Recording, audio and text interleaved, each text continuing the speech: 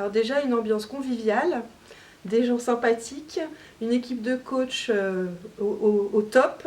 Et vraiment, oui, l'ambiance c'était super et ça permet effectivement de se poser et de travailler sur son entreprise plutôt que de travailler dans son entreprise.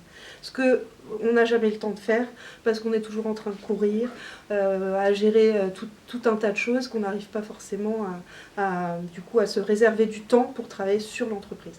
Donc ça, c'est vraiment la première chose.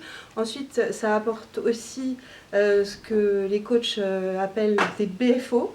Et j'en ai eu plusieurs aujourd'hui, alors je ne vais pas tous les énumérer, mais il y en a eu un qui était quand même très important, c'était la définition des règles du jeu.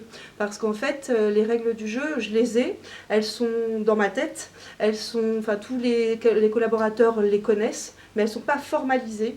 Et quand on intègre un nouveau collaborateur, du coup, c'est pas clair en fait. Donc je vais vraiment mettre en place ça rapidement.